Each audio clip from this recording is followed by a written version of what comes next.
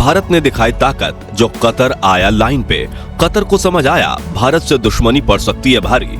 Israel Hamas युद्ध के लिए कतर खेल रहा था भारत के साथ एक खेल, लेकिन भारत हर एक खेल के लिए पहले से तैयार। जी हाँ दोस्तों, फिलहाल भारत और कतर के बीच जियोपॉलिटिकल खेल चल रहा है। वो कहीं ना कहीं भारत को एक पार्टिकुलर देश का पक्ष लेने से रोकने के लिए खेला जा रहा है। यानी भारत के 8 पूर्व नौसैनिकों को जो मौत की सजा सुनाई गई है, वो एक बहुत बड़े खेल का हिस्सा है। असल में आज दुनिया का हर एक देश इस बात को बहुत अच्छे से जानता है कि आज का भारत जिस भी खेमे में खड़ा होता है, उसी देश का पलड़ा सामने वाले से भारी हो जाता है। और ये चीज अभी हाल ही में कनाडा के केस में साबित हो चुकी है। कनाडा ने भारत के साथ एक गेम खेलने की कोशिश की और भारत ने दूसरे देशों में उसका हाल इतना बुरा कर दिया कि अब कनाडा हमारे ऊपर उंगली उठाने से पहले 100 बार सोचेगा। भारत ऐसा इसलिए कर पाया क्योंकि हमारे देश की जनसंख्या पूरी दुनिया में सबसे ज्यादा है और ज्यादा लोग होने की वजह से भारत की मार्केट भी बहुत बड़ी हो चुकी है, जिसके चलते हमारे देश का नाम दुनिया की ताकतवर इकोनॉमीज में शुमार किया जाने लगा है। आज भारत अगर चाहे तो दुनिया के बड़े से बड़े ताकतवर देश को अपने सामने झुका सकता है। फिर कतर तो हमारे सामने एक बहुत मामूली सा देश है, उसकी भला भारत के सामने क्या औकात। ये चीज कतर भी अच्छी तरह से समझ चुका है और इसलिए उसके तेवर अब बदले बदले नजर आ रहे हैं।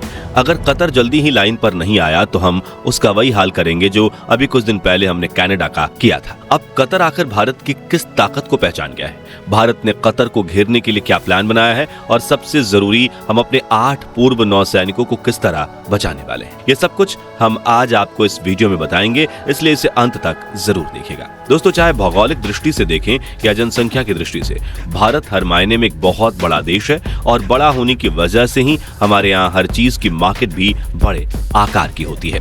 यही कारण है कि भारत जो भी चीज इंपोर्ट करता है वो दूसरे देश के लिए कच्ची बिजनेस अपॉर्चुनिटी बन जाती है और कोई भी देश भारत को नाराज करके इस अपॉर्चुनिटी को मिस नहीं करना चाहता। ऐसे भारत को एक ऐसी पावर मिलती है जिसके जरिए हर एक इंडस्ट्री के अंदर हम अपने लिए पसंद का सप्लायर चुन सकते हैं। यानी मान लीजिए किसी देश से अगर हम स्टील इंपोर्ट करते हैं और वो देश हमारे साथ अच्छा सलूक नहीं करता या हमें नीचा दिखाने की कोशिश करता है, तो हमारे पास ऑप्शन रहता है कि हम उससे स्टील लेना बंद करके किसी दूसरे देश को अपना स्टील सप्लायर बना लें।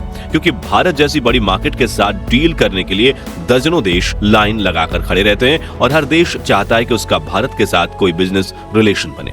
उदाहरण के लिए वित्तीय वर्ष 2018-19 के दौरान भारत के लिए तेल के सबसे बड़े सप्लायर में इराक, सऊदी, ईरान और वेनेजुएला का नाम शामिल था, लेकिन फिर सऊदी ने हमें अपने तेल की सप्लाई कम कर दी और ईरान के तेल एक्सपोर्ट का प्रतिबंध लगा दिया।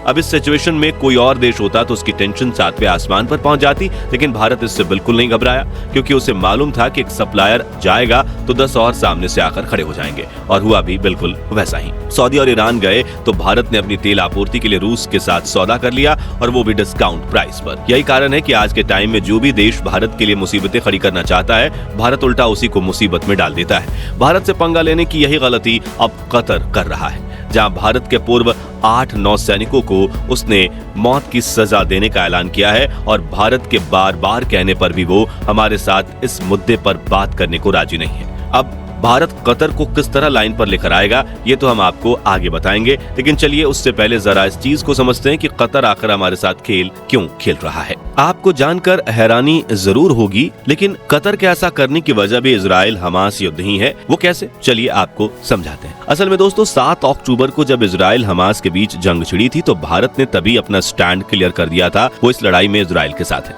दूसरी तरफ कतर की बात करें तो वो दुनिया में हमास का सबसे बड़ा समर्थक है, यहाँ तक कि हमास के कमांडर्स को भी कतर ही अपने यहाँ शरण देता है। अब जैसा कि हमने आपको बताया कि आज के टाइम में भारत एक ऐसा ताकतवर देश बन चुका है कि वो जिस भी पाले में खड़ा होता है जीत उसी की होती है। इसलिए कतर चाहता है कि भारत इजराइल को नहीं बल्कि हमास को सपोर्ट करे और भारत को इसके लिए राजी करने की खातिर ही कतर ने इन 8 पूर्व नौसैनिकों की मौत की सजा देने का खेल रचा है, ताकि भारत इनकी जान बचाने के लिए कतर की कोई भी बात मानने को तैयार हो जाए। वैसे ये सिर्फ कुछ एक्सपर्ट्स का अनुमान है जिस पर अभी तक आधिकारिक रूप से कोई पुष्टि नहीं की गई है।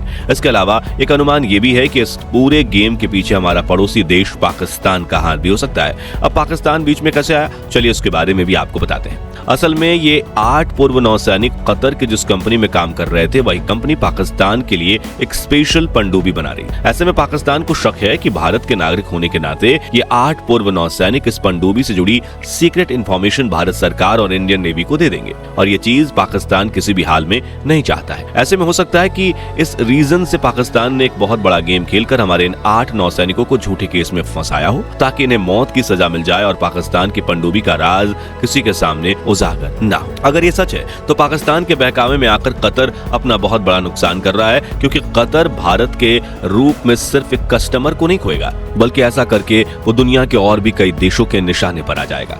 असल में भारत अपनी LNG जरूरतों का करीब 48% कतर से इंपोर्ट करता है, यानी हमारा देश कतर के सबसे बड़े कस्टमर्स में से एक है, क्योंकि कतर की पूरी इकोनॉमी इस LNG एक्सपोर्ट पर टिकी हुई है। अब भारत अगर चाहे तो वो कतर से LNG लेना बंद करके उसके पेट पर एक जोरदार लात मार सकता है, और ये करना हमारे लिए बहुत ज्यादा मुश्किल भी नहीं होने वाला है, क्योंकि कई दूसरे देश बाहें फैलाकर और बड़े डिस्काउंट के साथ हमें अपना LNG ग्राहक बनाने के लिए खड़े हैं। जानकारी के लिए बता दें कि LNG प्रोडक्शन के मामले में कतर के बाद ऑस्ट्रेलिया, अमेरिका और रूस का नाम सबसे ऊपर आता है, और इन सभी देशों के साथ भारत के संबंध बहुत ज्यादा अच्छे हैं। यानी भारत अपनी मर्जी से जिसे चाहे अपना LNG सप्लायर बना सकता है। अभी कुछ दिन पहले रूस ने अपने ऑयल के प्राइस बढ़ा दिए थे, तो भारत ने तुरंत ही रूस से इंपोर्ट कम करके दूसरे देशों से इंपोर्ट को बढ़ा दिया था।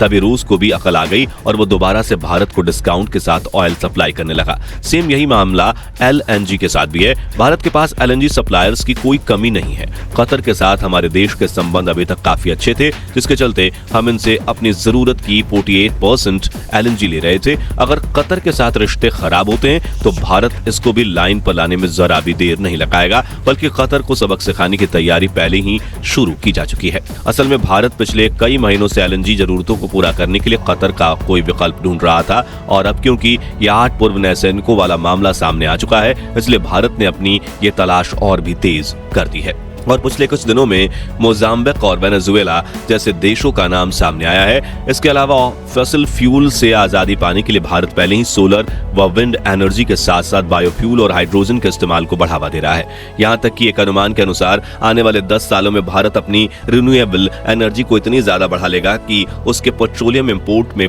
25% की कमी आ चुकी होगी। यानी भारत हमेशा इन तेलों और गैस के सप्लायर्स पर निर्भर नहीं रहने वाला। अब कतर अगर भारत से दुश्मनी करता है तो उसको अपनी गैस के बड़े ग्राहक को खोने का तो नुकसान होगा ही, साथ ही कई और दूसरे सेक्टर्स में भी उसे भारी नुकसान झेलना पड़ेगा। जानकारी के लिए बता दें कि कतर में भारत के 8 लाख निवासी रहते हैं। अगर इन्हें वापस बुला लिया जाए तो कतर में सब कुछ ठप पड़ जाएगा और उसे अरबों डॉलर का नुकसान होगा।